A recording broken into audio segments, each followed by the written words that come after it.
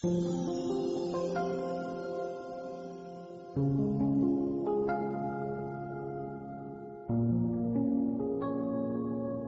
17th, 2016, Thursday of the 5th week of Lent. A reading from the book of Genesis. When Abram prostrated himself, God spoke to him. My covenant with you is this. You are to become the father of a host of nations. No longer shall you be called Abram. Your name shall be Abraham, for I am making you the father of a host of nations. I will render you exceedingly fertile. I will make nations of you.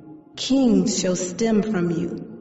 I will maintain my covenant with you and your descendants after you throughout the ages as an everlasting pact, to be your God and the God of your descendants after you.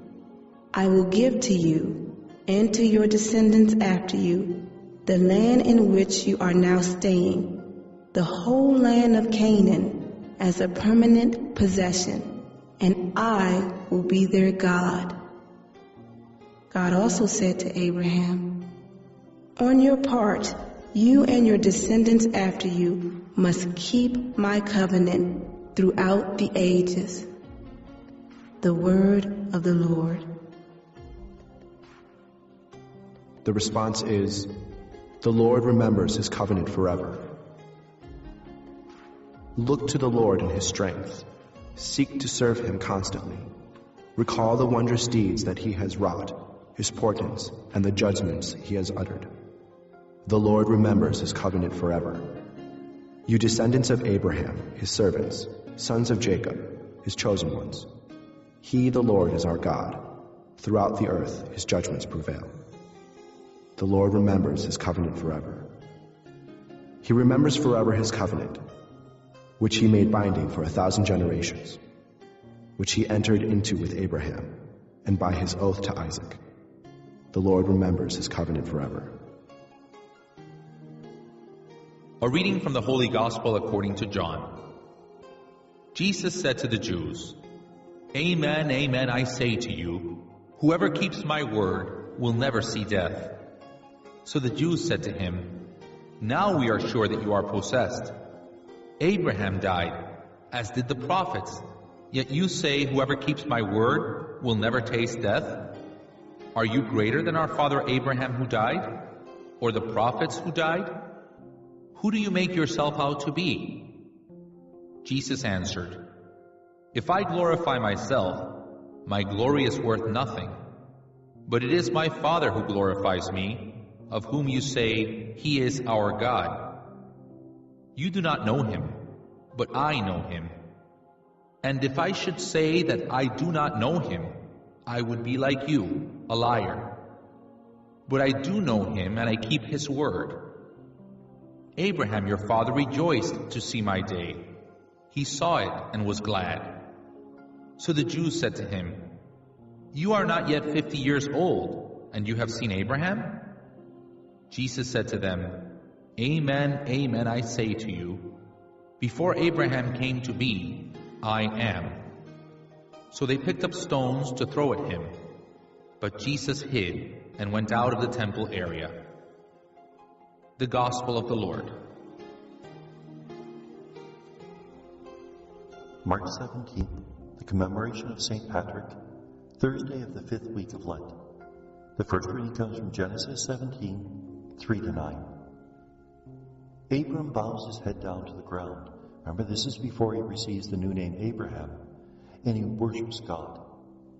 God explains to him what the covenant that he is making with Abram will mean. He will give Abram a new identity. From now on, he'll be called Abraham, which can be interpreted as father of the nations. He will be fruitful, and he'll establish his covenant with Abraham and all the generations that follow. And what is the covenant? That he will be their God, and Abraham will receive many descendants and receive the land of Canaan. The promise of many children, as numerous as the sand on the shore of the sea or the stars in the sky, and the promise of the land. It's interesting that Abraham did not receive the fulfillment of the promise in his own lifetime.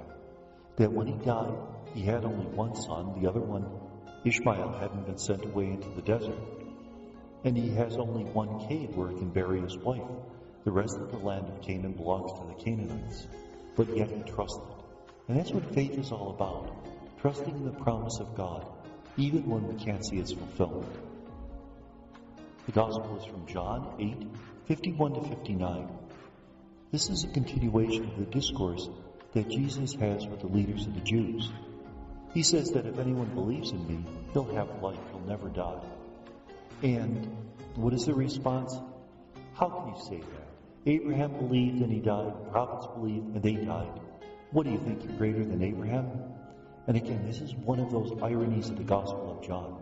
The characters often say things that they don't fully understand. Remember how the Samaritan woman asked Jesus if he thinks he's greater than Jacob, who dug the well where she's drawing water?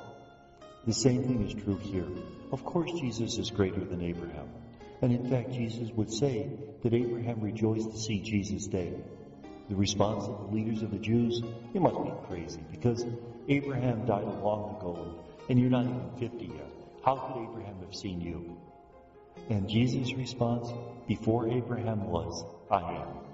Now that's not even subtle. Remember, I am is God's name. So Jesus is claiming for himself a prerogative of God. And remember the importance of names in the Old Testament. That names have power over the individual. That's why when God reveals his name to Moses, it's a very, very powerful thing. In a sense, Moses was being given power to summon God. Jesus, by saying that he has the same name as God, is saying that he is God himself. And because of this, the Jewish leaders want to kill him. But Jesus manages to get out of the temple. More and more, we're recognizing that Jesus is attributing to himself the prerogatives of God, the power of God, the power to forgive sins, and now the very name of God. Jesus is the visible manifestation of who God is, so that we might be able to know who God is, touch him, experience him with our own senses.